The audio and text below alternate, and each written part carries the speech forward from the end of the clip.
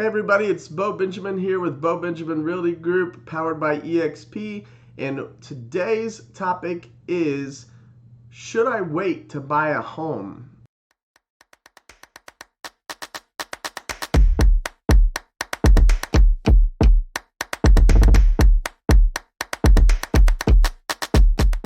So we're gonna jump right into this. This is a very popular question, very common question by a lot of people, both sellers that need to sell first and buy, which we did that video earlier and posted it to the site. So let's jump over and we're gonna review this spreadsheet. Just put together a quick comparison so we can go over it together. First scenario is now, today. In March 1st, 2022, home value, we're going to just practice with a 300,000. I use mortgagecalculator.org for these numbers. They pre-filled in today's rate. I don't know how accurate that is. It's just an example, okay?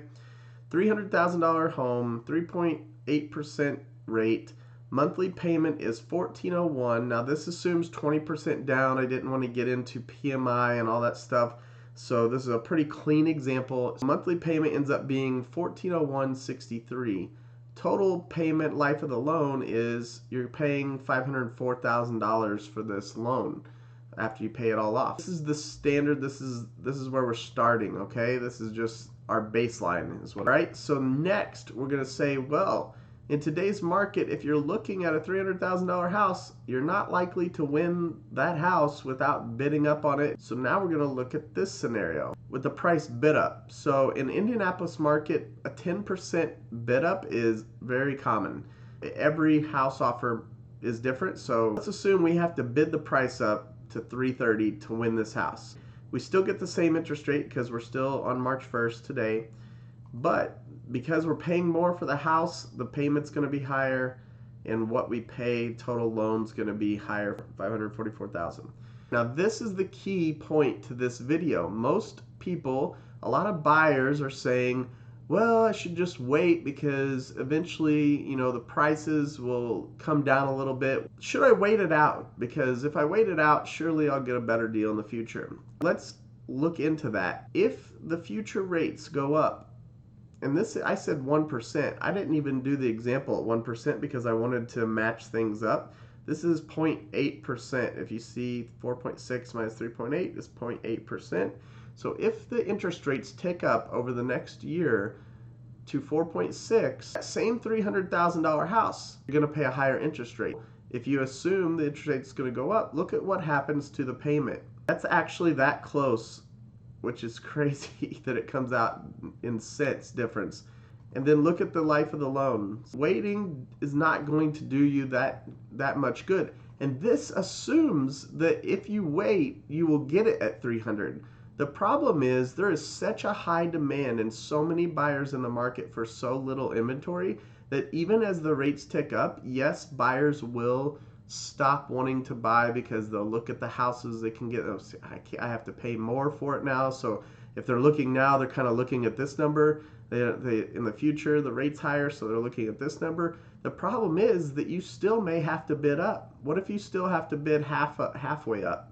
Because half the buyers leave the market and half the buyers stay in the market. So say now you have to bid it up to 315. Well, your payment's going to be higher than if you just bid it up now and get your lower interest rate, right? And you're going to pay more because if you have to pay 315, these two numbers are going to go up. I should have done another example to show that. So you're gambling if you wait. There's no guarantee that prices will decrease. Let me remind you that in the history of real estate, prices of homes appreciate. The chances of you getting a lower price, it's really unfounded. You're likely to have to pay the same amount as if you would just bid it up today and lock in this lower interest rate than you will in the future. Let me switch back here. I just think that this information is huge because there's no reason to wait. I would rather have 30 years of a locked-in low interest rate than worry about saving a few dollars on the actual price of the home, because the prices of the home are probably not going to drop. They've been going up and they may plateau a little bit. They may flatten out, but they're still going to tick up. we still have the fundamentals of economics. So waiting is just not a good idea in my professional opinion. All the indicators show that you'll likely pay more for a house in the future than you will today, and that interest rate is still near an all-time low. Lock that in, get your 30-year interest rate as low as possible, and enjoy that next 30 years of a fixed interest payment. In a couple of years, if it gets up back up to the all-time average of 6 to 7%, then people looking back and seeing their 3.8% interest that they got on March 1st, 2022, they're going to think, thank goodness I bought the house and I locked in that rate. Hope this video helped. I hope it helped explain some things. If you want to run scenarios at different price points, I'd be happy to set up a Google Meet with you. We can jump on, we can share screen, we can use the mortgagecalculator.org site that I use to build this.